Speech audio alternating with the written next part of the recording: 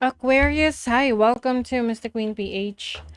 At titingnan natin ang energies for you. Energy update July 16 to 31, 2025. If you are interested in private readings, meron tayong link sa description at sa pinned comment. Paka-check nyo na lang information kung paano mag-book for private reading. And please subscribe to our channel to show your support. Like, share this video, at comment na rin kayo kung kayo naka-resonate.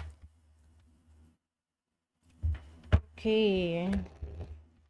Aquarius.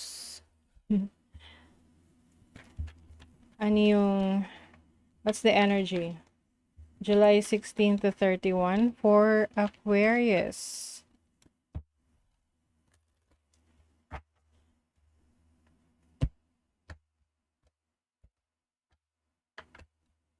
Overall energy, possible challenge, opportunity, blessing. Okay, bottom of the deck is the Two of Swords. Okay, so Aquarius, meron kayong pagdedesisyon na gagawin ngayong second half ng July na may kinalaman sa partnership, relationship, or can be business partnership.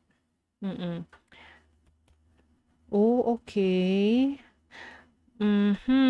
So, ang nakikita ko rito parang may gustong umalis sa isang situation. Pwedeng umalis sa isang business partnership, relationship, romantic, pwedeng sa isang negosyo or trabaho. Because you feel na parang too much na, sobra na, no? Maaring ikaw ay ano na, yung bang parang ikaw ay gulong-gulo na, gulong-gulo. Yung parang lahat na lang sinalo mo ng stress. So now you want something new. You want to explore. Gusto mong magliwaliw, gusto mong umalis sa magulong sitwasyon sa buhay mo na talagang parang nagpapahirap sa'yo ngayon. Kumbaga matagal kang naghintay ng pagkakataon na 'to pero, kumbaga matagal mo nung hinintay or matagal kang nag-stay sa situation na 'yan dahil sinubukan mo, nilaban mo, ineffortan mo, pero walang walang nagbago, walang naging improvement. So, puwedeng trabaho ito na sinubukan mong mag-stay sa trabaho na 'yan. Tiningnan mo kung may pag-unlad, but you feel like parang nagsasayang ka na lang ng oras sa sitwasyon na 'yan or sa isang relationship or connection na sa tingin mo it's not worth your time. Hindi na siya worth it. Now nandun ka sa exploration mode. And I feel like itong i-explore mo, ito yung magbibigay sa'yo ng blessing. You have the King of Wands as your blessing. Mas magiging on the go ka, mas magiging malakas yung loob mo, mas confident ka na ngayon na mag-explore ng mga bagong opportunities. And with the star as your opportunity, meron kang kakayanan ngayon na matupad yung pangarap mo na matagal mo nang gustong ma-achieve. So, ngayong second half ng July, you will finally take action. Gagawa ka na ng aksyon para sa pangarap mo. And maari kasing you are in a situation with someone or a situation na parang yun yung nag-hold back sa'yo, yun yung pumipigil sa'yo. Let's say may karelasyon ka na hindi ka sinusuportahan sa gusto mo, like mga creative passions mo. So, sila yung pumipigil sa growth mo, sa pag-unlad mo. Or yung trabaho mo ngayon na pwedeng indirectly, hindi naman yan pumipigil sa'yo. Pero since may trabaho ka, meron kang responsibility dyan, yun yung nagiging hadlang sa'yo para ma-explore mo pa yung ibang passion mo, ibang gusto mo. 'Di ba? So as your overall energy with the Four of Pentacles, this is like feeling stuck or parang Somehow may takot na umalis sa comfort zone dahil maaring hindi stable para sa'yo. But actually, dun ka nga magkakaroon ng blessing. The moment na gumalaw ka. The moment na galawin mo yung baso. Okay? So, let's see the money, career, finances.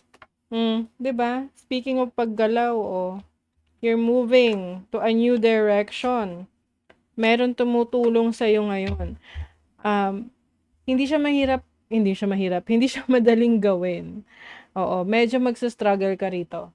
Kasi may mga tao pa ring pipigil sa'yo eh.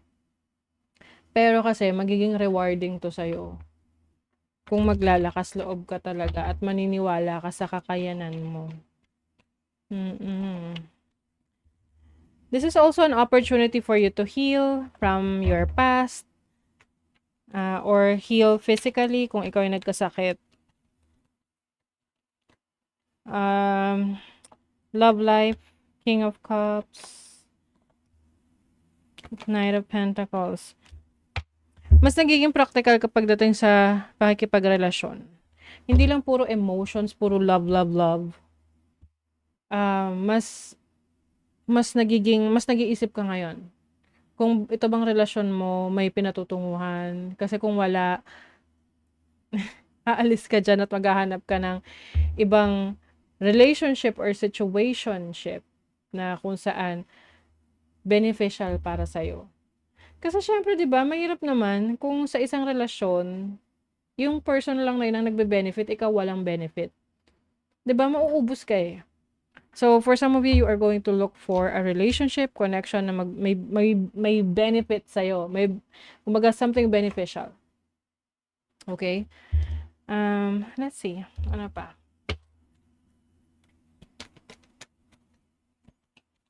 For Aquarius.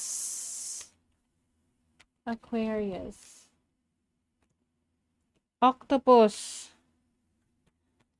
Itong octopus is about regeneration. Regeneration is also about transformation. Parang may ano eh, yung iba sa inyo, may bumabalik na inspiration. Pwede ito yung isinantabi mo noon, di mo binigyan ng attention kasi parang feeling mo, hindi mo kayang panindigan. Pero ngayon, bumabalik siya. Babalikan na. Pwedeng ano to, project mo, may gusto kang gawin, i-explore, pero may limitasyon ka. Kasi pwedeng may iba ka ng commitment or may trabaho ka na hindi mo na mapapanindigan yan. But I feel like you're becoming more creative right now. Mas nagiging flexible ka. Gaya ng octopus na marami ka nang kayang gawin. Okay? Kaya mo na mag-multitask. Oh, Scorpion energy. Scorpion is also about passion, mystery. So, yun yung dinidiscover mo sa sarili mo. Yung mga hidden talents mo. Kasi alam niyo ba, kapag tayo ay busy, let's say busy sa trabaho, at doon lang lagi nakafocus yung attention natin, may pagkakataon ba tayo na alamin kung ano yung mga gifts, talents natin, abilities natin? 'Di ba? Most likely wala na. But I feel like ngayon, binibigyan mo ng time yung sarili mo na mas kilalanin pa yung sarili mo, yung kakayanan mo. You're trying new things. Storm. Transition ito. This is strength, confidence, and resilience. So, maaring yung iba sa inyo, merong challenge na pinagdadaanan ngayon na kung saan doon mo mailalabas yung totoong ikaw. Dahil mas nadidiscover mo yung sarili mo, yung totoong sarili mo, yung kagustuhan mo. Dahil sa nangyayaring challenge na yan sa'yo. Transformation. Transformative itong ganap sa'yo. It's like you are stepping into your own power. Nare-realize mo na yung mga capacity mo, yung yung mga kakayanan mo, abilidad mo. Someone will try to make you do something against your will. Ayan na nga. Kasi merong mga tao sa buhay natin na ipinipilit na ipagawa sa atin yung mga bagay na ayaw naman natin. And in the end, hindi yon nagiging beneficial sa lahat. Kasi pinilit, 'di ba? Keep your life in balance. Syempre, marami tayong mga responsibilidad. Kailangan available tayo sa lahat ng mga responsibilities na 'yan para balanse. Kasi hindi lang sa trabaho, sa career mo, sa business, sa relationship, ikaw merong responsibility. Responsibilidad mo rin yung sarili mo na alagaan mo, asikasuhin mo, 'di ba? I-nurture mo. This is not your practice life decide. O ayan, di raw to practice life. Magdesisyon ka na. What is your inner voice telling you about the dream in your heart? Oh my God, that resonates, 'di ba? Ano yung sinasabi ng instinct mo, inner voice mo, tungkol sa pangarap mo. Pangarap mo na hindi mo nahaharap. So ngayon, haharapin mo na siya. May pagkakataon ka na. It's your time to discover who you really are, what you really want. 'Di ba? So that is your reading, Aquarius. Thank you so much. See you again.